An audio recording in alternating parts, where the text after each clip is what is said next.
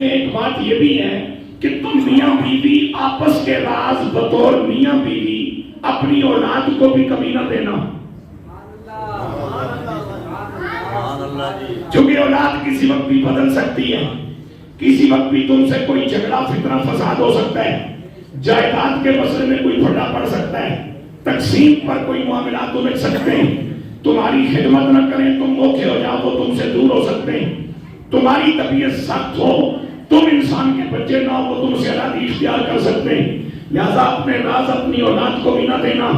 یا اللہ تیرے نبی نے ہمیں بتایا کہ بطور میاں بیوی ہم اپنے راز اپنی اولاد سے بھی شیئر نہ کریں، تو اگر یہ الف لام میم تیرے اور تیرے نبی کے درمیان راز ہی ہے تو پھر اس کتاب میں کس لیے ڈالا گیا جو ہماری ہدایت کے لیے آئی تھی؟ کیا ہم حروف مقطعات کو الگ کر دیں؟ کیا ان کی تلاوت کرنا چھوڑ دیں؟ کیا ان کو تجسس کے ساتھ نہ دیکھیں؟ کیا ان کو ڈھونڈیں اور تلاش نہ کریں کہ ان میں کیا ہے؟ تو وقت کے ولی کامل شیخ عبدالعزیز دباغ رحمت اللہ تعالی علیہ کے ملفوظات مبارک پر مشتمل، آپ کے ارشادات مبارک پر مشتمل مجموعہ الابریز شریف، جس میں آپ نے حروف مقطعات پر پورا باب باندھا اور یہ بتایا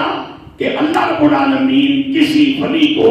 اس وقت تک مقام قطبیت پر اور مقام غوثیت پر، یہی فرمان پیران پیر دستگیر کا ہے، یہی فرمان سیدنا شیخ محی الدین ابن عربی رحمت اللہ تعالی کا ہے کہ قطب اور غوث جب کوئی ولی اس مقام پہ پہنچ جائے تو پھر اللہ رب العالمین اسے حروف مقطعات کا معنی عطا فرما دیتا ہے۔ اب اگلی بات سنو، یا رسول اللہ میں بطور میاں بیوی اپنے راز اپنے بچوں کو نہ بتائیں تو تو نے اپنے اور اپنے نبی کے راز قرآن میں کیوں ڈالے؟ فرمایا تاکہ اپنوں کو بتائے جائیں، اس لیے کہ اولاد تیری اپنی رہے یہ کوئی گارنٹی نہیں، لیکن جسے میں غوث اور قطب بنا دوں وہ جنت تک میرا اور میرے نبی کا ہی رہے گا۔